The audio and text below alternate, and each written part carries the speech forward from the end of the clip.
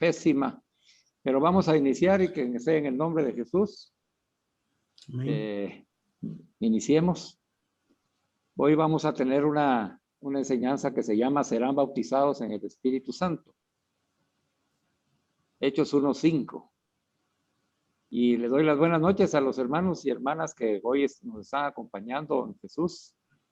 Dios, nuestro Santo Padre, desea concedernos una nueva efusión del Espíritu Santo, derramando su gracia en nuestros corazones y renovando nuestro bautismo.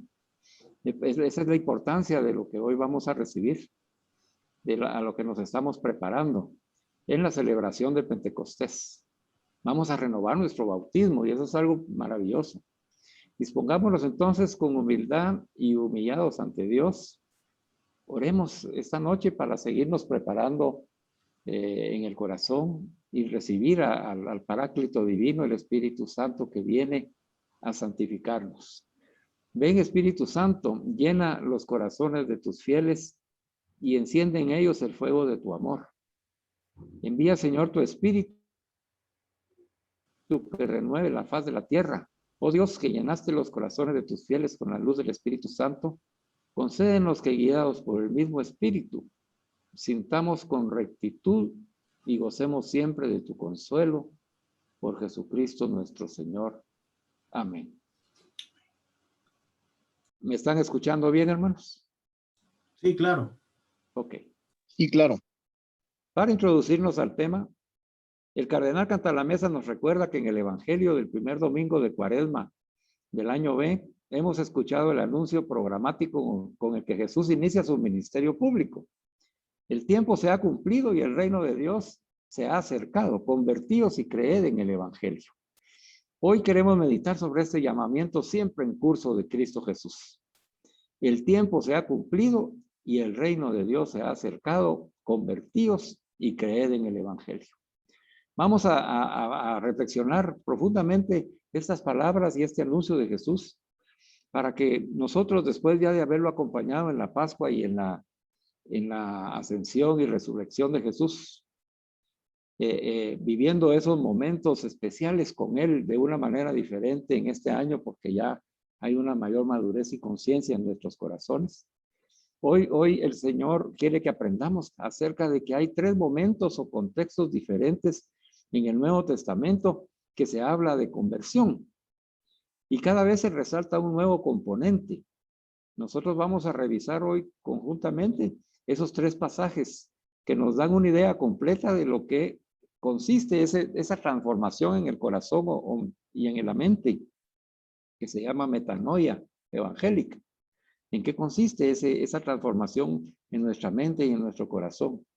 No se dice que tengamos que experimentar estas 3 conversiones juntas, con la misma intensidad, sino que hoy nos aclara el Señor que hay una conversión para cada estación de la vida.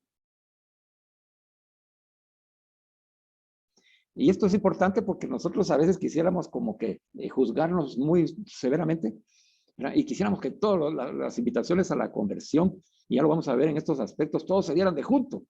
Pero a veces como que estamos ansiosos para que se presenten en nuestra vida, y hoy nos dice el Señor que la conversión, hay conversiones para cada estación de la vida, para cada momento de lo que estamos viviendo, se presenta la conversión, el llamado, la gracia y la respuesta que cada uno de nosotros vamos dando. Es por eso que cada vez que nos reunimos es diferente, y cada vez que nos vamos avanzando en la vida también es diferente el llamado que Jesús nos hace y la respuesta que a Él le damos. Así que no comamos ansias en cuanto a la conversión, sino que aprendamos de que cada estación de nuestra vida, cada momento de nuestra vida, cada época de nuestra vida, pues va a manifestarse un tipo de conversión. Entonces vamos a ver esos 3 tipos de conversión que se pueden presentar para ver, en primer lugar, cuál es la que en este momento a nosotros se nos está invitando a mejorar, ¿verdad? El área que tenemos que mejorar en este momento de nuestra vida, en esta estación de nuestra vida. Lo importante, dice Cantalamessa, es que cada uno de nosotros descubra esa adecuada conversión para sí mismo en este momento, ¿verdad? Y así en otros momentos, porque nos vamos a dar cuenta que en otros momentos el llamado es hacia otra área. Yo les compartí a ustedes la vez pasada que yo leí un libro que se llama La conversión de los buenos. Es de un sacerdote español, Atilano Alais. Es muy bueno, muy bueno. Ese libro me dejó una gran enseñanza, ¿verdad? Y él hablaba precisamente de la conversión de los buenos. ¿Verdad? Que nosotros que ya estamos perseverando en el Señor, vamos en iglesia, estamos caminando en comunidad con Jesús, hemos aceptado su llamado para seguirlo amándolo y estamos a la escucha de su enseñanza para imitarlo hasta llegar a ser santos, como dice nuestra misión y visión. Y entonces, ¿verdad?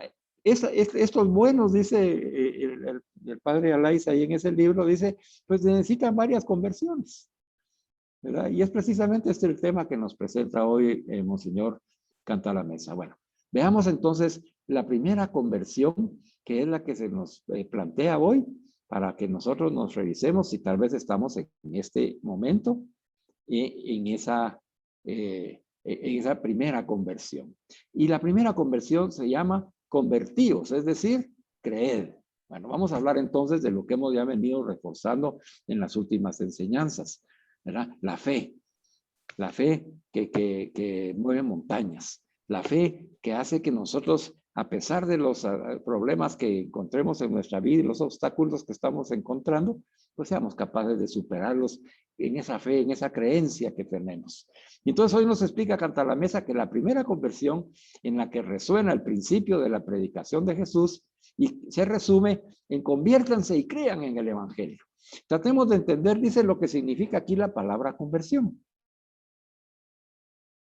Jesús, y ponga atención, hermano, porque estas son enseñanzas que nos dejan, nos aclaran muchos aspectos que como no sabemos, a veces nosotros tenemos ideas contrarias o ideas equivocadas acerca de lo que consiste la conversión. Hoy vamos a recibir una pureza de enseñanza que nos va a ayudar a purificar también los tipos de conversión a los que Jesús enseñó. Y entonces dice que antes de Jesús, convertirse siempre significaba un volver atrás. ¿Verdad? El término hebreo que se utiliza en el Antiguo Testamento es shuv. Significa invertir la ruta, volver sobre los propios pasos. O quiere decir que antes de Jesús indicaba convertirse el acto de quien en cierto momento de la vida se da cuenta de que está fuera del camino y que tiene que regresar al camino que le ha trazado Dios. Un ejemplo clásico que podemos utilizar en este momento es el anuncio de Juan el Bautista, ¿verdad? Cuando anuncia Juan el Bautista y bautiza en agua, ¿verdad? Él invita a una conversión. A esta conversión es a la que se refiere Juan el Bautista, ¿verdad? A ese volver atrás, porque se ha perdido el camino, ¿verdad? Y entonces dice que la persona se detiene y tiene un nuevo repensamiento de su vida y decide volver a la observancia de la ley para poder volver a entrar a la alianza con Dios. Y eso es el Antiguo Testamento, ¿verdad? Entonces, el convertirse antes de Jesús significaba ese volver a observar la ley que ya había establecido Dios a través de Moisés y que permitía mantenerse en la alianza ofrecida por Dios al pueblo de Israel, ¿verdad? Entonces, para poder retornar a esa alianza, pues ellos se tenían que volver a observar la ley. La conversión en este caso tiene un significado fundamentalmente moral y sugiere la idea de algo doloroso a realizar, porque había que cambiar las costumbres, dejar de hacer esto y eso otro, porque la ley no lo permitía, ¿verdad? Entonces era ese pensamiento que se tenía, que había dolor para convertirse. Ahora escuchemos la realidad en Jesús. En los labios de Jesús, este significado cambia completamente. No porque le divierta cambiar el significado de las palabras, sino porque con su venida las cosas se han cambiado. Por eso la expresión se acabó el tiempo y ha llegado el reino de Dios. Convertir ya no significa volver atrás a la antigua alianza y a la observancia de la ley, sino que significa más bien dar un salto adelante y entrar en el reino, captar la salvación que ha llegado gratuitamente a los hombres por iniciativa libre y soberana de Dios. ¿Verdad? Una salvación que se nos presenta y sale a nuestro encuentro gratuitamente. Y entonces nosotros tenemos que asumirla y apropiarnos ese reino de Dios. Aquí voy a hacer un paréntesis pequeño que nos va a iluminar mucho de aquí para adelante, hermanos, porque a veces nosotros hablamos del reino de Dios y no sabemos en qué consiste el reino de Dios. Y fíjese que Jesús no dio definiciones sobre el reino de Dios. Él no estableció una definición así, el reino de Dios es, no. Pero mire, conforme uno va avanzando en el conocimiento, el Señor nos va iluminando. ¿Y cómo nos va iluminando el Señor en cuanto a descubrir el reino de Dios? Pues mire, el reino de Dios es Jesús. Eso fue, me dijo a mí el padre Pini, misionero comboniano, que ya descansa en el Señor y que era mi director espiritual. ¿Cómo es así eso, padre? Le dije yo, explíqueme eso porque no lo entiendo. ¿Cómo es que el reino de Dios es Jesús? Es que no entiendo. ¿Verdad? Yo tengo que dar una enseñanza sobre eso, le dije, y yo no sé cómo definir el reino de Dios, entonces ayúdeme, lo comprendo el reino, ¿verdad? Comprendo que es la justicia de Dios, la paz de Dios, eso lo comprendo, pero no lo puedo definir, ayúdeme usted, le dije al padre Pini. Y él me dijo, mira, Carlos, me dijo, mira, ¿cómo te explico? Es un poco difícil, complejo, me dijo, pero es que el reino de Jesús. Ay, padre, dije, pues, de veras que sí necesito que me lo explique. Bueno, pues mire, es que es el reino de Dios. Significa el corazón de amor y misericordia de Dios. ¿Y cómo se manifiesta el amor y la misericordia de Dios? Pues en Jesús. Entonces Jesús es el reino, porque Él con su presencia introduce y presenta el reino de Dios en su persona. Él es el reino de Dios y nos invita a imitarlo para que nos apropiemos del reino de Dios. Esto también se complementa cuando vimos que en la transfiguración de Jesús se presenta Elías y Moisés representando la ley y los profetas. Pero ya al final, después de conversar con Jesús, ellos desaparecen y el único protagonista es Jesús. ¿Por qué razón? Porque en Jesús la ley y los profetas llegan a la plenitud. Ahí se perfeccionan plenamente.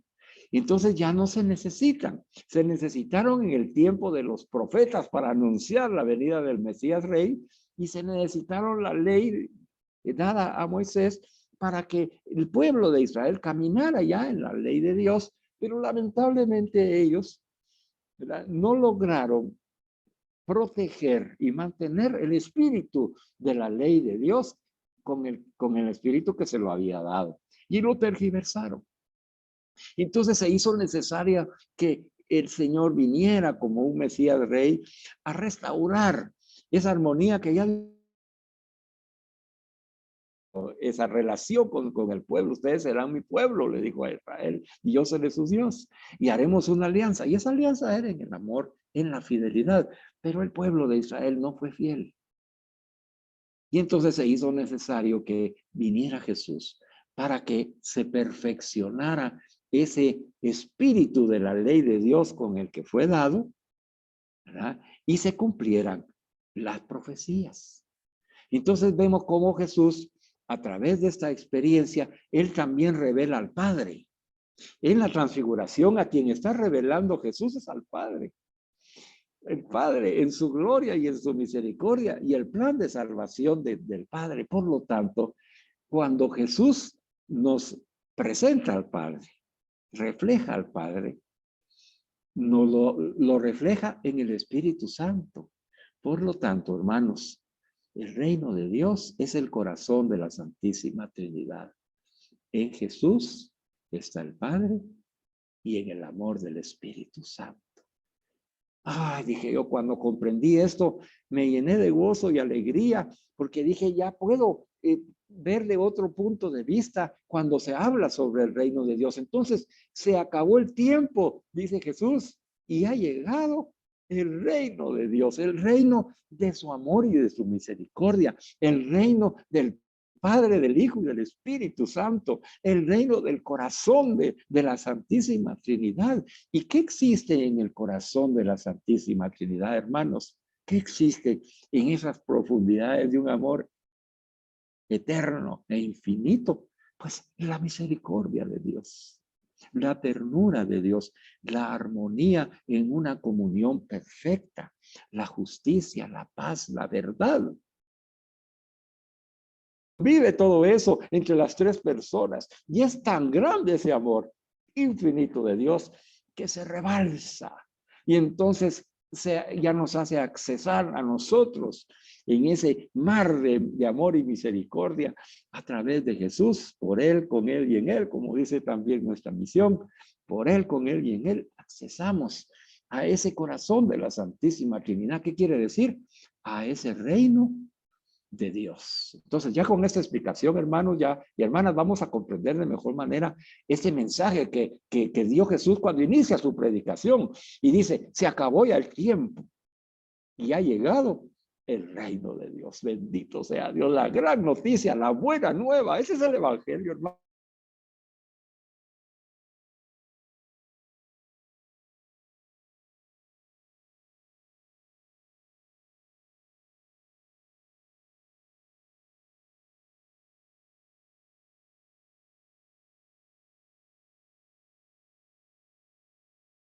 Que nos hace, ya no significa volver atrás a la antigua alianza y a la observancia de la ley. Eso era en los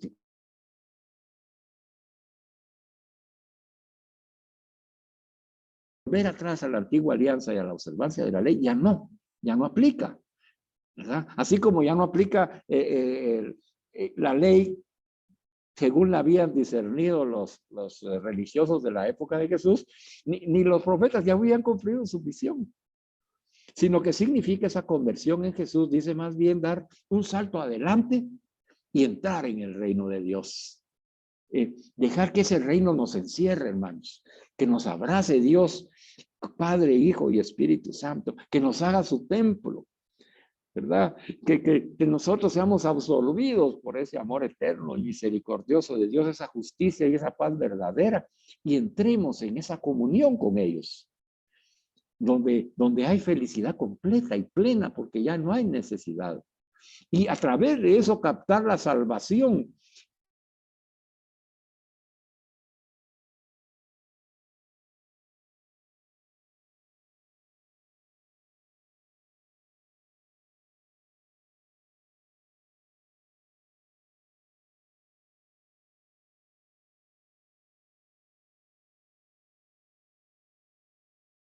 Vertidos y sucesivas, sino la misma acción fundamental.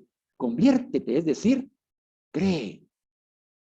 Conviértete, es decir, cree. Santo Tomás de Aquino lo expresa así. La primera conversión es creer. La primera conversión es creer. Todo esto requiere una verdadera conversión, un cambio profundo en la forma de concebir nuestras relaciones con Dios. Estemos conscientes, hermanos, que cuando yo creo, ¿verdad? Eso va a impactar en mi relación con Dios. Y exige pasar de la idea de un Dios que pide, que manda, que amenaza, que era el Dios del Antiguo Testamento, a la de un Dios que viene con las manos llenas para dársenos del todo. Es la conversión de la ley a la gracia, que era tan querida para San Pablo. Entonces reflexionemos esta conversión, hermano y hermana. ¿Cómo estamos en cuanto a nuestra fe para creer? ¿Será que nos estamos convirtiendo porque creemos? Creemos en ese Dios, creemos en ese reino de Dios, creemos en Jesucristo que nos accesa y nos anticipa y nos introduce en la salvación gratuita que Dios ha dispuesto para nosotros. Esa es la primera conversión, hermano, la de creer. Convertirse es creer. ¿Verdad? Entonces ya nos dio un gran discernimiento el Señor y ya podemos nosotros definir. Y se da cuenta usted, aquí hemos hablado nosotros de que algunos de nuestros hermanos separados, por la falta de conocimiento, de estos conocimientos, por la falta de magisterio de la iglesia, no llegan a esta profundidad de discernimiento en donde se quedan anclados en ese Dios que pide, que manda, que amenaza. Ese Dios que es violento, ¿ah? Ese Dios que obliga, esa conversión que es una carga. Ahí se manejan asustando a las personas, donde las personas se sienten abrumadas por ese Dios castigador. Nada que ver con el mensaje de Jesús. El mensaje de la buena nueva de Jesús es el Dios que viene con las manos llenas de amor y misericordia, justicia, paz y comunión, armonía, para dársela a todo el mundo, a todo hombre, a toda mujer. Es la conversión ya no tanto de basarse en una ley que oprime, una ley que tiene, decía Pablo, que es letra muerta porque perdió el espíritu, a una ley que está llena del Espíritu Santo y ha sido grabada en nuestros corazones por la gracia de Dios. Hemos pasado de la ley a la gracia, que era tan querida para San Pablo. Aquí está la pregunta de discernimiento para finalizar esta primera conversión. Hermano y hermana, ¿tú todavía crees en ese Dios castigador? ¿Todavía tienes temor de Dios? No el temor de ofenderlo, sino el temor a ser castigado por Dios, a ser reprimido por Dios, a ser violentado por Dios. ¿Todavía estás en eso? Hoy el Señor te invita a esa conversión de corazón y que te conviertas de ese Dios que pide, que manda y que amenaza a una idea nueva de Dios que nos presenta Jesús. Esa es la buena nueva que nos presenta Jesús. Ese es el reino de Dios que anuncia, el Dios de la misericordia, el Dios que nos ama, el Dios que quiere que nosotros vivamos esa comunión trinitaria en nuestra vida para que la podamos vivir también con todos nuestros hermanos. Bueno, esta es la primera conversión. La segunda conversión viene en la siguiente palabra. Dice, si no os convertís y no os hacéis como niños, no entraréis en el reino de los cielos. Bueno, escuchemos entonces ahora este pasaje del Evangelio en donde se vuelve a hablar de conversión. A ver, vamos a leerlo completo para que podamos ver en el contexto lo que el Señor nos está explicando. En ese momento, dice la Escritura, los discípulos se acercaron a Jesús y le dijeron, ¿quién es por lo tanto, Jesús, el más grande en el reino de los cielos? Fíjense bien, hermano. El reino de los cielos es el reino de Dios. Mire la concepción que tenían ellos para hacer esa pregunta. Solo usted póngase a pensar, ¿verdad? ¿En qué reino estaban ellos pensando? Cuando le dicen, ¿quién es por lo tanto el más grande en el reino de los cielos? Entonces Jesús llamó a un niño.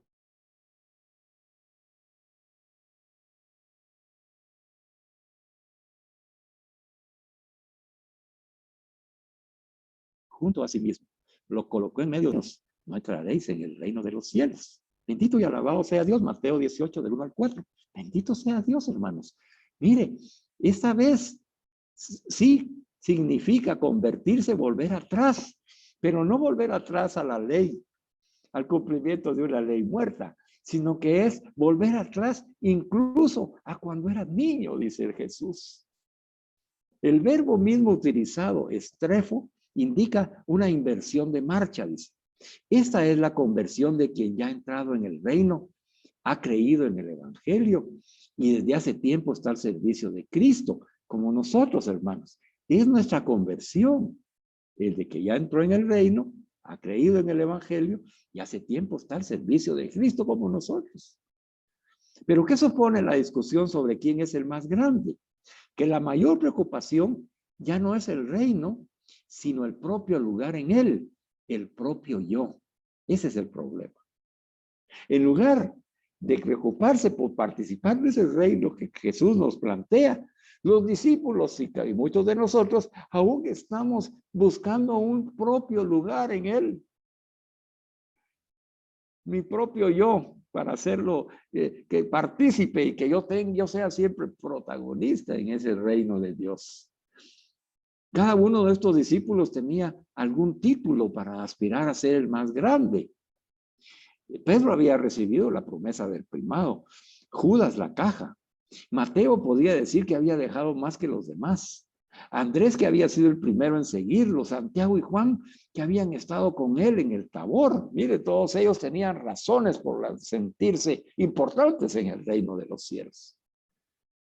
Los frutos de esta situación son evidentes. Rivalidades, sospechas, comparaciones y frustración. Así entendieron los discípulos el mensaje de Jesús. Y Jesús da de golpe, quita el velo que tenían ellos en sus ojos. Muy distinto a ser los primeros. De esta manera no se entra en el reino en absoluto. ¿Cuál es el remedio entonces, Jesús? Convertirse, cambiar completamente la perspectiva y la dirección. Lo que Jesús propone es una verdadera revolución copernicana. ¿Se recuerda que Copérnico decía que el centro del universo, la ciencia en el tiempo de Copérnico decía que el centro del universo era la Tierra y alrededor de la Tierra todo giraba? Y Copérnico dijo, no, es el Sol. Hay un sistema solar y la Tierra da vueltas alrededor del Sol, ¿verdad? En esa época se tenía sentado que la Tierra era el centro del mundo, como nosotros, hermanos. Nosotros somos el centro del mundo, somos el Señor de nuestra vida. Somos los que mandamos en lo que sucede en nuestras vidas, en nuestra familia, en nuestra pareja, en nuestros hijos. Nosotros queremos tener el control de todo, ¿verdad? Porque somos el Señor de nuestra vida. Y entonces Jesús viene, y al igual que los discípulos, ¿verdad? Yo soy Señor porque me dieron esto, porque Jesús me nombró esto, porque Jesús me dio aquello. Por eso soy importante en el reino de Dios. Y él dice, no, no. Y por eso que presenta al niño, para que nosotros, dice, regresemos y cambiemos la perspectiva y la dirección de nuestra vida hoy en la noche, hermanos y hermanas. Lo que Jesús propone, dice, es una verdadera revolución copernicana, salir de nuestro centro y poner en el centro de nuestra vida a Jesús. Es necesario descentralizarse de uno mismo y centrarse en Cristo. Y eso es lo que es necesario. Entonces, Jesús lo explica fácilmente. Habla sencillamente de hacerse niño. Hacerse niño para los apóstoles significaba volver a como eran antes en el momento de la llamada en las orillas del lago o en la mesa de los impuestos, por ejemplo, con Mateo, sin pretensiones, sin títulos, sin confrontaciones entre sí, sin envidias ni rivalidades. Rico solo de una promesa: os haré pescadores de hombres, y de una presencia, la de Jesús. Qué lindo está esto, dije yo. ¿Cuánto nos enseña a todos nosotros que ya estamos sirviendo en la iglesia? ¿Verdad? Cuando nos dice, mira, lo que has ganado, los aplausos, los diplomas, la autoridad, el poder, el puesto, el cargo, que estés detectando en este momento, tal vez sos un coordinador, tal vez sos un tesorero, o sea, tal vez sos el coordinador de un ministerio, tal vez sos un predicador, o un maestro, un buen catequista, en fin, ¿verdad? Cada uno en su función, de su carisma especial dentro de la iglesia, ¿verdad? Y dice, y ahí viene la envidia, la rivalidad, las confrontaciones, y entonces el Señor nos dice, miren, eso no es el reino de los cielos. Para poder accesar al reino de los cielos, nosotros debemos regresar al momento en que nos encontramos por primera vez con Jesús. Ahí, donde no sabíamos nada, donde todavía no éramos nada, donde no servíamos todavía dentro de la iglesia. Sino en ese momento en que como pecadores el Señor salió a nuestro encuentro, como leprosos el Señor nos sanó la lepra, la hediondera, esa carne que día, esa tristeza, ese abandono, esa depresión que teníamos, esas obsesiones, opresiones que nos estaban volviendo locos. esas enfermedades mentales, psicológicas, físicas, espirituales, que no nos dejaban actuar, que no nos dejaban ser, el pecado que nos había manchado el alma. Y la voz del mal que nos decía, no vas a salir de aquí nunca, Dios no te quiere, vive la vida, para eso es el mundo, y disfruta de tus pasiones en la carne, y para eso el mundo te lo plantea y te lo presenta, y ahí vamos nosotros buscando una felicidad efímera. Y entonces viene Jesús hoy y nos dice, todo eso que has vivido, hoy regresa al primer encuentro conmigo, al primer amor.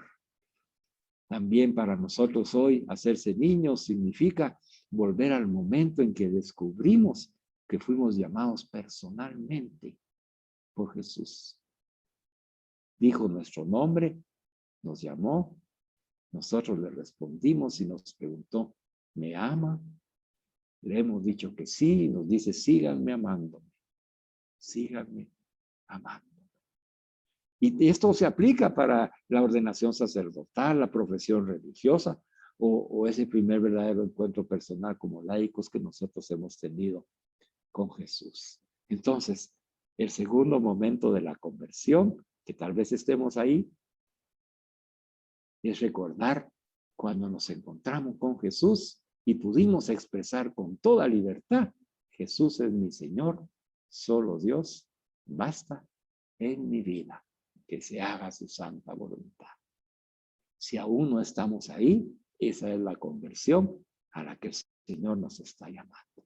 Y para terminar, el tercer contexto en el que tiene lugar la invitación a la conversión, lo dan las 7 cartas a las iglesias del Apocalipsis.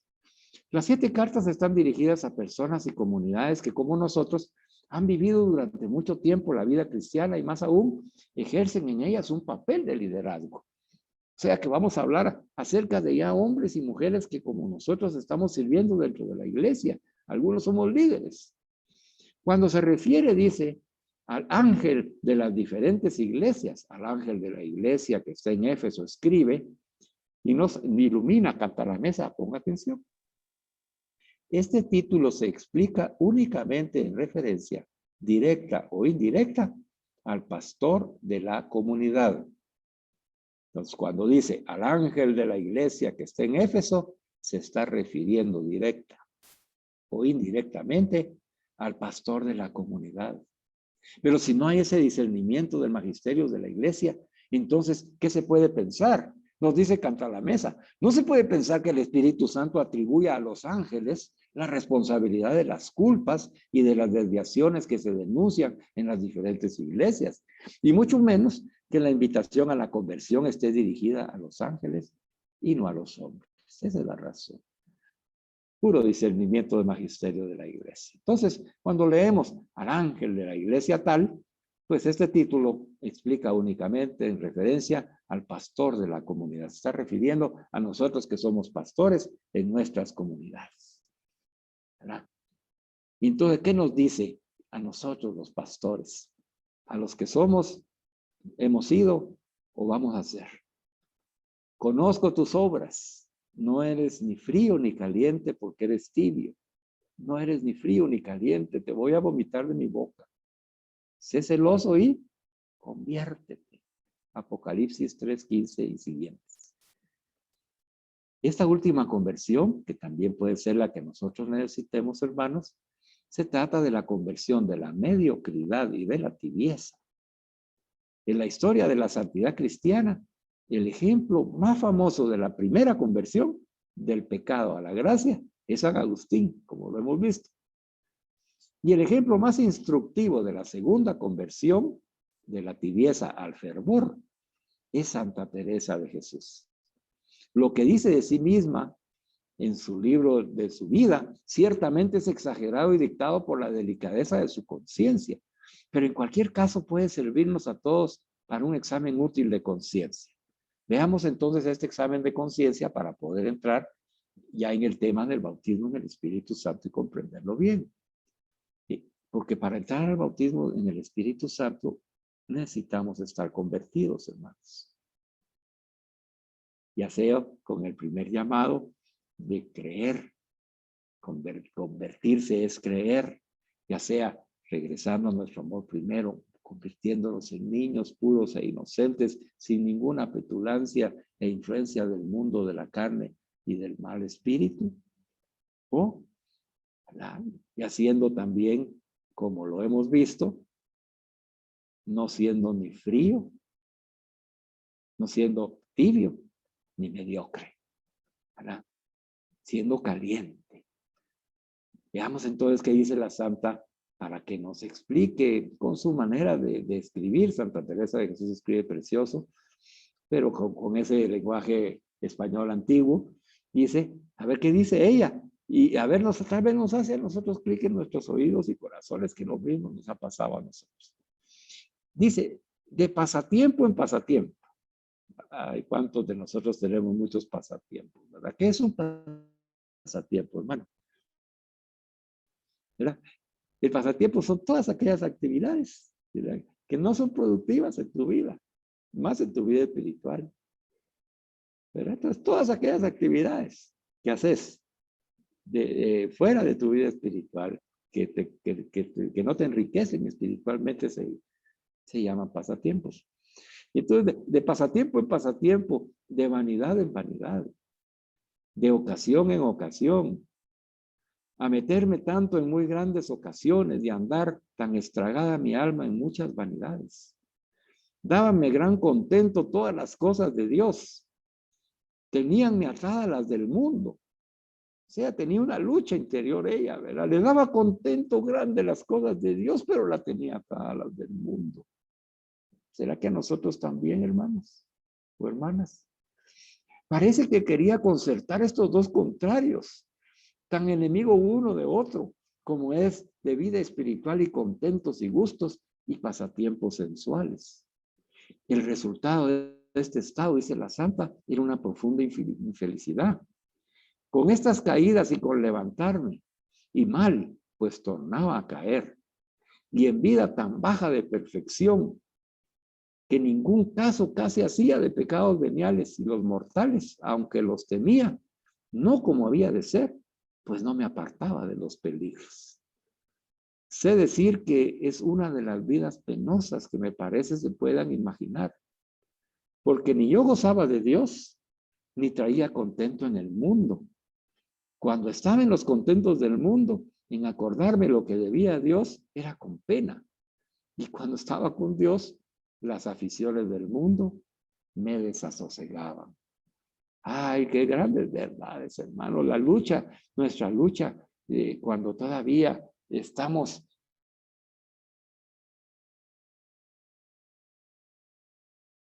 cuando no hemos desarrollado el discernimiento o hemos desarrollado el discernimiento y nos dice el Señor, eso es peligroso. Eso, ten cuidado en este momento con eso. Ten cuidado con eso. Cuidado, esa es una ocasión de pecado. Ese pecado venial te puede conducir a un pecado mortal, confiésalo. Y esos contentos del mundo te están atrayendo más de la cuenta, mira, ten cuidado. Y entonces ahí es donde se manifiesta nuestra tibieza, nuestra mediocridad, porque medio hacemos en Dios y medio hacemos en el mundo. Y confesamos el mismo pecado siempre, y no hay modo que prosperemos nosotros en ese buen propósito que nos hacemos cuando nos confesamos.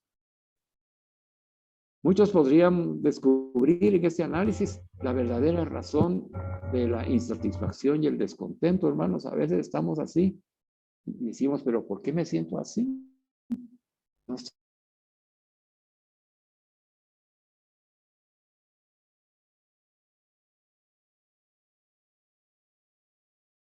me siento satisfecho. ¿Por qué? Yo el Señor. San Pablo exhortaba a los cristianos de Roma con las palabras, no seáis perezosos en hacer el bien. Sed en cambio fervientes en el Espíritu Santo. Romanos 12:11. Escuchemos la explicación del padre Cantalamessa que nos va a ayudar mucho. Se podría objetar, pero querido Pablo dice, ¿cómo puedo pasar de la tibieza al fervor si yo por desgracia me deslizo hacia esa tibieza? Poco a poco Puedo caer en la tibieza como se cae en las arenas movedizas, pero no puedo salir de ella solo como si estuviera tirándome del pelo.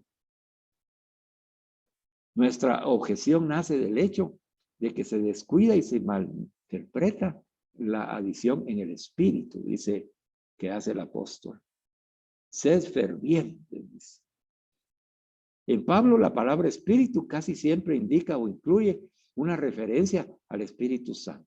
Eso es bueno saberlo, hermanos, cuando leemos las cartas de San Pablo, ¿verdad? Cuando encontramos la palabra espíritu, casi siempre indica o incluye una referencia al Espíritu Santo.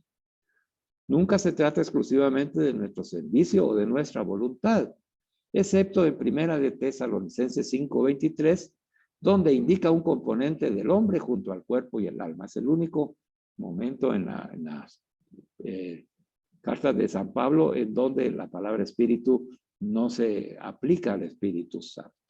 Por lo tanto, nosotros somos herederos de una espiritualidad que concebía el cambio de la perfección según 3 etapas clásicas. La vía purgativa, que había que purgar los pecados, la vía iluminativa, que había que recibir la iluminación en el Espíritu Santo, y la vía unitiva, que había que vivir en esa comunión para poder alcanzar la gracia de Dios. Pero hoy Santa la Mesa nos dice que no es la única manera que sigue la gracia de Dios. O sea, nosotros podemos vivir una gran renuncia y mortificación para experimentar un gran fervor espiritual. Y eso en la historia de la iglesia así ha sucedido con muchos de los santos y muchos de los católicos que aún practican este sistema de renuncia y mortificación. Y no quiere decir que no sea bueno. Claro que es bueno y que debe practicar. Renunciar a todo aquello que nos conduce al mal y mortificarnos, ¿verdad? ¿Qué quiere decir? En esos sufrimientos que tenemos, superar las tentaciones en el Espíritu Santo para experimentar ese fervor en nuestra fe en Dios. Pero dice que hay otra manera y se llama bautismo en el Espíritu, ¿verdad? Y hoy nos va a iluminar Cantar la Mesa preparándonos para Pentecostés, que eso es lo que busca esta enseñanza, hermanos. Ahorita estamos preparándonos para Pentecostés que celebramos el domingo. ¿Y por qué comenzamos con la conversión? Porque necesitamos convertirnos para recibir el Espíritu Santo, como pasó con los apóstoles. Ellos necesitaron recorrer sus 3 años y aún así cuando Jesús se les aparece resucitado, aún ellos dudaban y buscaban puestos, ¿verdad? Porque todavía no habían comprendido el reino de Dios, todavía no habían comprendido la salvación en Jesús, ¿verdad? Y entonces eso como que nos identificamos con eso. Nos identificamos con eso.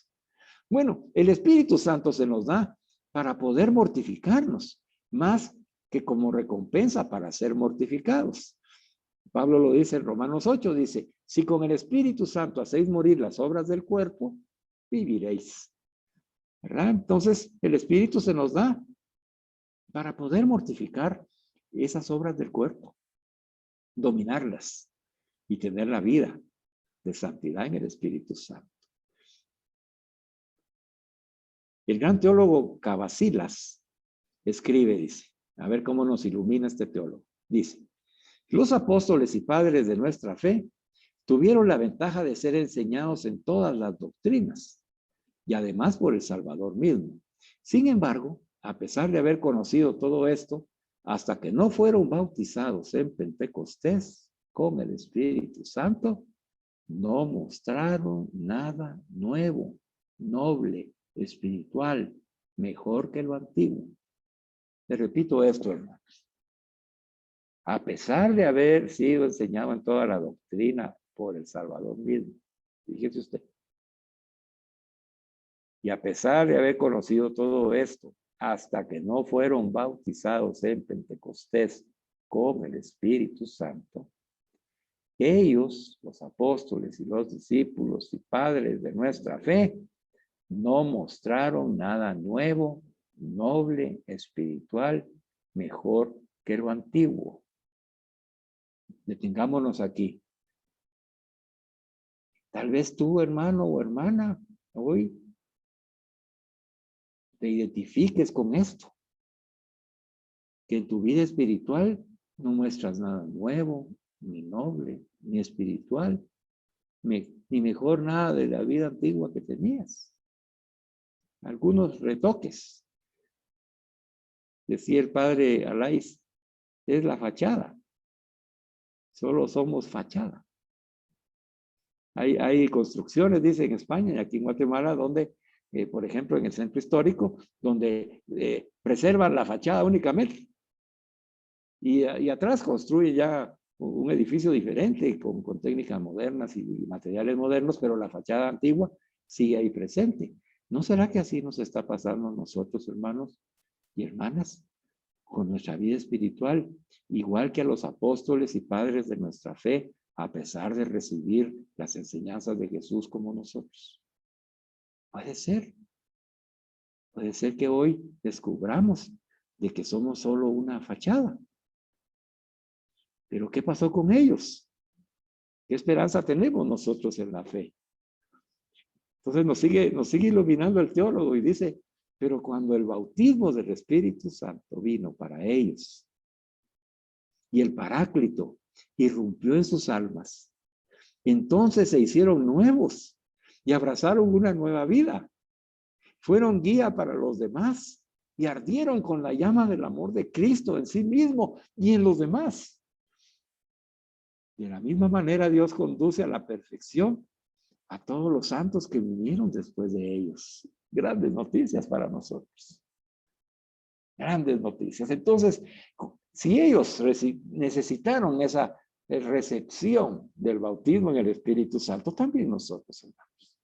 Los padres de la iglesia expresaron todo esto con la imagen evocadora de una sobria ebriedad, basándose en Efesios 5, 18, 19, donde Pablo nos dice, no os emborrachéis con vino, lo cual conduce al desenfreno, sino llenaos del Espíritu Santo, conversando unos a otros con salmos, cantos espirituales, cantando y diciendo himnos al Señor con todo vuestro corazón.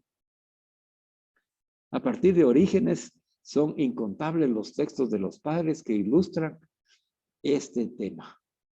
Ahora, San Cirilo de Jerusalén nos habla al respecto y dice, aquellos que en Pentecostés confundieron al atribuir tal ebriedad al vino ordinario, mientras que se trataba del vino nuevo, exprimido de la vid verdadera que es Cristo. ¿Verdad? En la lectura del Pentecostés vamos a escuchar, ¿verdad? Que creían que estaban borrachos los apóstoles. ¿Verdad? A eso se refiere en este momento. ¿Verdad? Aquellos que en Pentecostés confundieron a los apóstoles con borrachos, tenían razón, escribe San Cirilo de Jerusalén, solo se equivocaban al atribuir la ebriedad al vino ordinario. Mientras que esa ebriedad se trataba del vino nuevo, exprimido de la vid verdadera que es Cristo. Los apóstoles sí estaban ebrios, pero de esa sobria ebriedad que da muerte al pecado y da vida al corazón. Entonces la invitación de Pentecostés, hermanos, es que nosotros tengamos una sobria ebriedad, que con la efusión del Espíritu Santo que vamos a recibir, renovando nuestro bautismo, nosotros renovemos también esa sobria ebriedad y salgamos borrachos del vino nuevo de Jesucristo y de su reino de amor y misericordia. Y ese es el papel del Espíritu Santo en nuestra vida. ¿Cómo podemos reanudar este ideal de la sobria ebriedad y encarnarlo en la actual situación histórica y eclesial?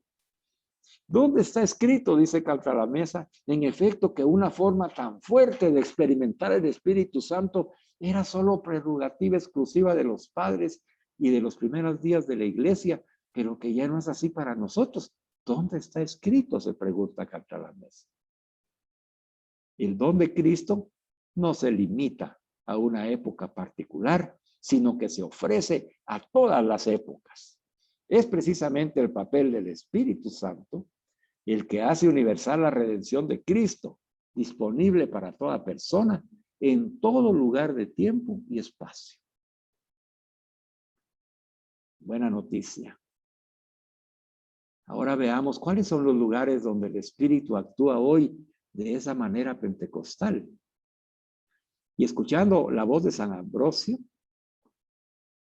hablando sobre la sobriedad del espíritu, nos recuerda dos lugares clásicos en los que beber el espíritu, ¿verdad?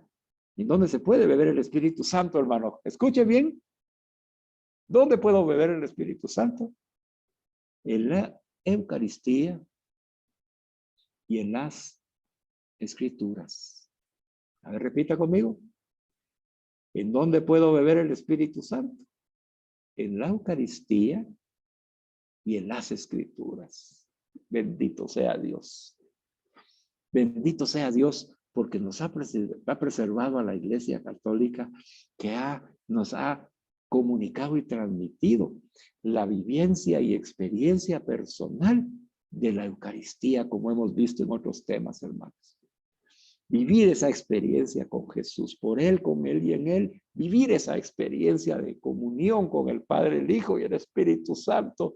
Y recibir esa efusión espiritual para salir llenos de Jesús, llenos del Espíritu de Cristo, que es el Espíritu Santo, con una nueva efusión, llenos del amor y la misericordia del Padre, para llevar el anuncio de ese reino de Dios, que es Jesús, pero ya Jesús es nosotros. Ya no soy yo quien vive, Jesús quien vive en mí. Ya no soy yo quien vive, es el reino de Dios el que vive en mí. Y como vive en mí, yo lo puedo comunicar, porque no es mío. Viene de la Santísima Trinidad, que mora en mi templo, en mi corazón, en mi mente, en todo mi ser. Bendito sea Dios en la Santa Eucaristía, hermanos. Ahí recibimos la fuerza y la efusión del Espíritu Santo. Y también en las Santas Escrituras, protegidas por la tradición y el magisterio de la Iglesia. Bendito sea Dios. Dos fuentes maravillosas para beber el Espíritu Santo. Pero también San Ambrosio alude a una tercera posibilidad.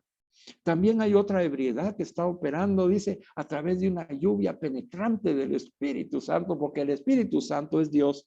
Él hace lo que quiere donde quiere. Como le dijo Jesús a Nicodemo, el viento no lo puedes tú decir de dónde viene y a dónde va. Así es el Espíritu Santo. Esa es la libertad del Espíritu. Y entonces hay otra ebriedad, dice, que no es tanto además de la sacramental y de la Sagrada Escritura, ¿verdad? Además de esa, dice, está esa lluvia penetrante del Espíritu Santo. Y entonces esa lluvia penetrante se manifestó en los Hechos de los Apóstoles, cuando los apóstoles hablan en diferentes idiomas y se aparecieron a los oyentes como si estuvieran llenos de vino, ¿verdad? Después de recordar los medios ordinarios que San Ambrosio nos ha mencionado, Eucaristía y Palabra de Dios. Mejor si en la Santa Misa, hermanos, ¿verdad? Mejor sin la Santa Misa. ¿Por qué? Porque en la Santa Misa la liturgia de la palabra presenta a Jesús y en la Eucaristía se presenta a Jesús con nosotros y hace vida el reino en nosotros. Bendito Dios en la Santa Eucaristía. No falta misa. Y si puede ir todos los días, mejor, hermano. Y no, mire, y si usted la mira por televisión, no es lo mismo, ¿verdad? Claro, gloria a Dios, si no puede y se está protegiendo, gloria a Dios, hermano. Pero si puede, vaya. No desperdicie esa oportunidad de estar presencialmente en la presencia para recibir esa infusión del Espíritu Santo, para que lo pueda recibir cualquier día, en cualquier momento, en cualquier misa, en cada misa. Es una bendición. Así que aprovechar, hermanos. Bueno, pero San Ambrosio dice que alude a un medio diferente de los ordinarios y podríamos llamar extraordinario, dice el padre Catalanés. ¿Verdad? En el sentido de que no está fijado de antemano, como es el Espíritu. No es algo instituido, sino que sucede. ¿Verdad? ¿En qué consiste? En revivir la experiencia que los apóstoles tuvieron en el día de Pentecostés. Ambrosio ciertamente no tenía la intención de señalar esta tercera posibilidad para decir a los oyentes que estaba prohibida para ellos, al estar reservada solo para los apóstoles y la primera generación de cristianos. Por el contrario, San Ambrosio tiene la intención de estimular a sus fieles para que experimenten esa lluvia penetrante del Espíritu que tuvo lugar en Pentecostés. Y hoy el Santo nos anima a nosotros para que también nosotros recibamos la lluvia penetrante del Espíritu Santo. Es lo que San Juan 23 se proponía con el Concilio Vaticano II cuando proclamó un nuevo Pentecostés para la Iglesia. Por lo tanto, hermanos y hermanas, también existe para nosotros la posibilidad de beber el Espíritu por este nuevo camino, dependiendo únicamente de la iniciativa soberana y libre de Dios. Dios da esa gracia, Dios nos da el Espíritu Santo. Una de las formas en que se manifiesta en nuestros días esta forma de actuar del Espíritu, fuera de los canales institucionales de la gracia, es el llamado bautismo en el Espíritu.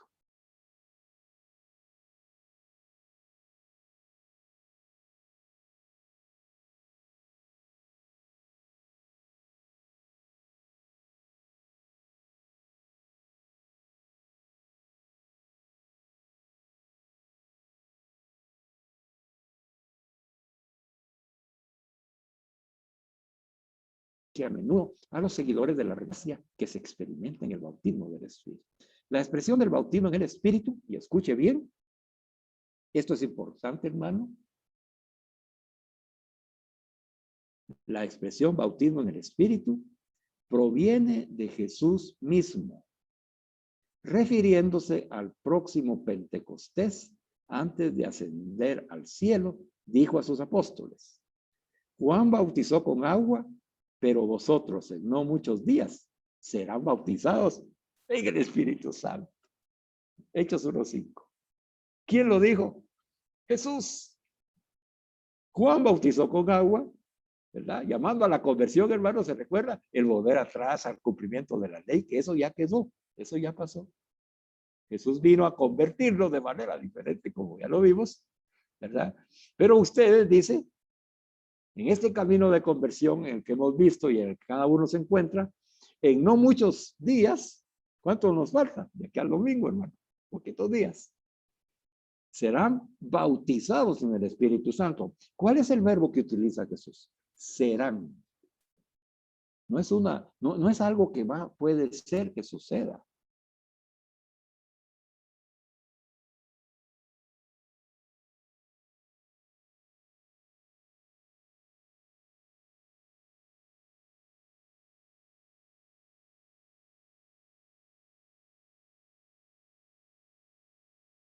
Suceder, ¿no? Serán, dice, bautizados en el rito que no tiene nada que ver con lo esotérico, sino que está hecho más bien de gestos de gran sencillez, calma y alegría, acompañado por actitudes de humildad, arrepentimiento y disposición para hacerse como los niños, lo que nos han invitado hoy.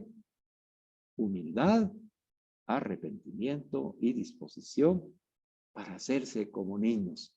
Dice, son gestos de sencillez, calma y alegría. Nada al estilo Hollywood, hermano. Nada película de Netflix. No.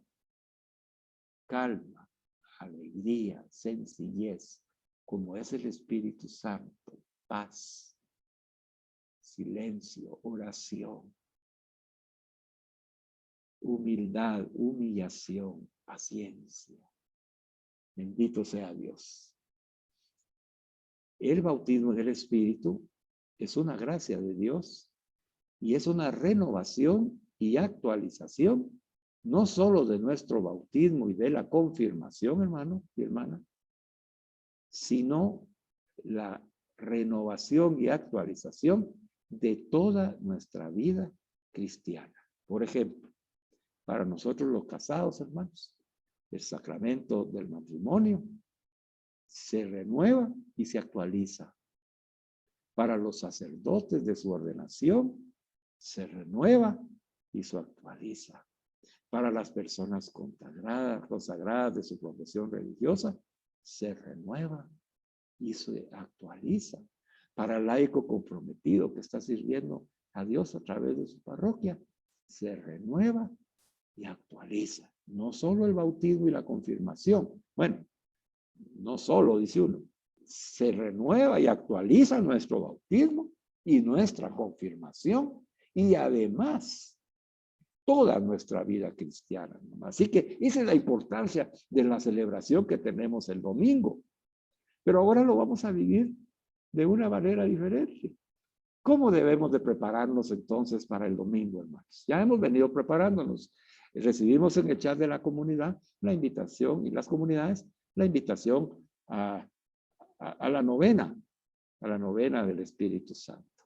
Espero que todos la estén orando, porque es la preparación para recibir, así como se preparó Virgen María y los apóstoles y los discípulos y otras mujeres para recibir la efusión del Espíritu Santo en ese retiro.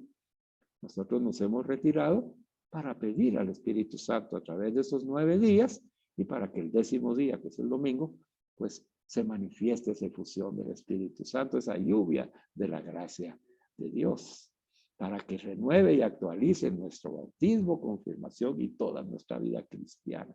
Nosotros que servimos y que participamos en comunidades, hermanos, nuestro servicio se va a ver también renovado y actualizado.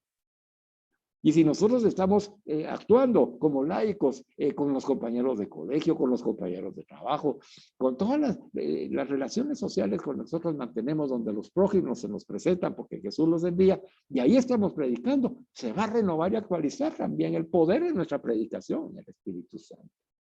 ¿Qué debemos hacer para finalizar, hermanos? Pues el interesado, la interesada, se prepara mediante una buena confesión. Si es posible, hermano y hermana, vaya a hacer una buena confesión. Recibiendo también una catequesis como esta, como la catequesis de los dones del Espíritu Santo, los frutos del Espíritu Santo que ahora abundan en las redes. Léalos, estúdielos, reflexione, ore. Con la Santa Eucaristía, ya lo hemos visto, y las Sagradas Escrituras, especialmente en la celebración de la Santa Misa o en la oración al Santísimo Sacramento del altar. Ahí nos preparamos, hermanos, porque entramos en un contacto vivo y gozoso con Jesús. Y Él nos hace entrar en las verdades y realidades de la fe, en el amor de Dios, en el señorío de Jesús, en la salvación que Jesús nos trae. El fruto más frecuente e importante en el descubrimiento de lo que significa ser conducidos en el Espíritu Santo a una relación personal con Jesús resucitado y vivo. Es eso, hermano. Encontrarnos con Jesús resucitado y vivo. Encontrarnos con el reino de Dios. Dejar que Jesús nos tome y nos abrace y nos conduzca a ese reino del Padre, del Hijo y del Espíritu Santo, a esa comunión, a esa experiencia de santidad. Bueno, esa es una manera, dice el Padre Cantalamessa. Ahora, también habla, mire, a mí me fascina él porque él tiene esa amplitud de ser cuidadoso, en no querer acaparar todo en algo, ¿verdad? En alguna actividad o en un movimiento, etcétera. Al Espíritu Santo no podemos, dice. Es justo esperar que todos pasen esta experiencia de encuentro con el Espíritu Santo, así como lo hemos mencionado. Es la única manera posible de experimentar la gracia de un Pentecostés renovado, deseado por el concilio. Dice, hay innumerables cristianos que han tenido experiencias similares sin saber nada sobre el bautismo en el Espíritu Santo, pero reciben un evidente aumento de gracia y una nueva unción del Espíritu después de un retiro, después de una enseñanza, una reunión, después de una lectura, incluso en la tanda de ejercicios espirituales. También ahí se puede manifestar este bautismo en el Espíritu. ¿Qué nos enseña Cantalamessa? El Espíritu Santo no lo podemos reducir a nuestro pequeño concepto de lo que abarca el Espíritu. Es Dios, es infinito, es eterno. Él va donde quiere, sopla donde quiere, actúa donde quiere, como quiere y con quien quiere, hermano. Lo que sí es cierto es que el bautismo en el Espíritu ha demostrado ser un medio sencillo y poderoso para renovar la vida de millones de creyentes en casi todas las iglesias cristianas. Yo les mencionaba que el padre Cantalamessa es invitado por las grandes iglesias cristianas a predicar por su conocimiento de la palabra de Dios y de la historia.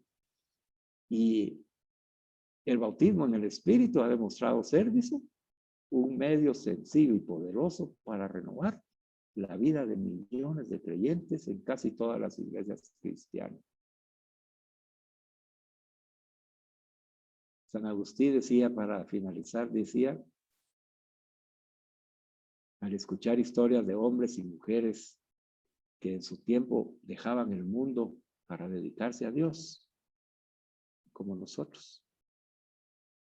Si estos y estas pueden, ¿por qué no yo también?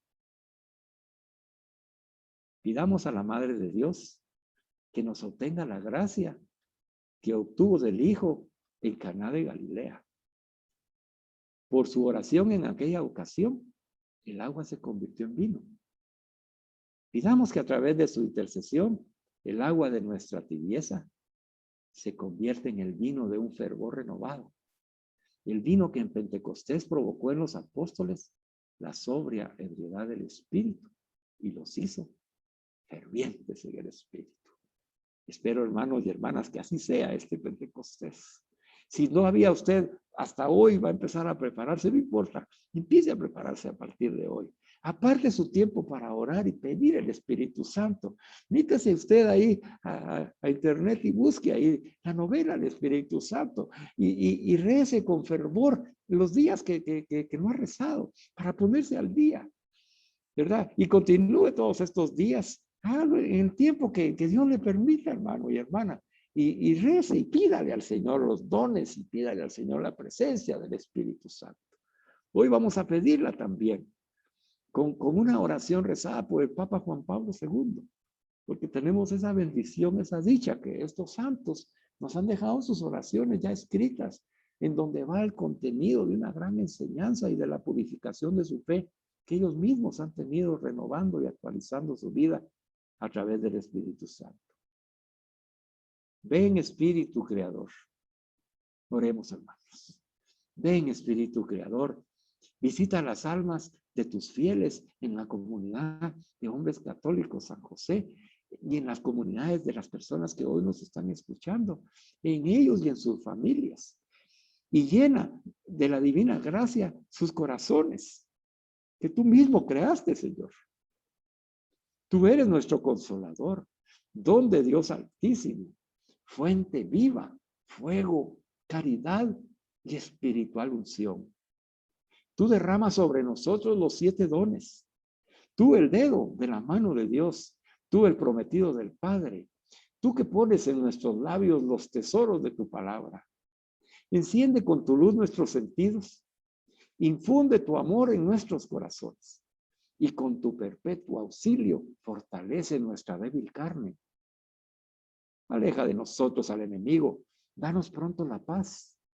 Sé tú mismo nuestro guía y puestos bajo tu dirección, evitaremos todo lo nocivo. Por ti conozcamos al Padre y también al Hijo, y que en ti, Espíritu de entrambos, creamos en todo tiempo. Gloria a Dios Padre y al Hijo que resucitó y al Espíritu Consolador por los siglos de los siglos infinitos.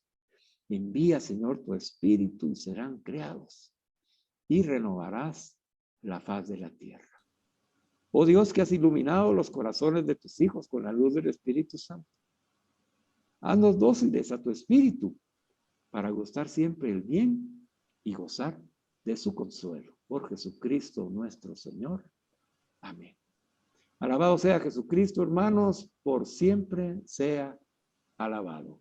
Dios los bendiga y que una nueva efusión del Espíritu Santo inunde nuestros corazones este domingo y nos encienda en esa fe ferviente para llevar el mensaje del reino de Dios que es Jesús y que es la Santísima Trinidad en ese corazón de armonía, paz, gozo y comunión. Gracias, hermanos. Ha sido un gusto estar con ustedes.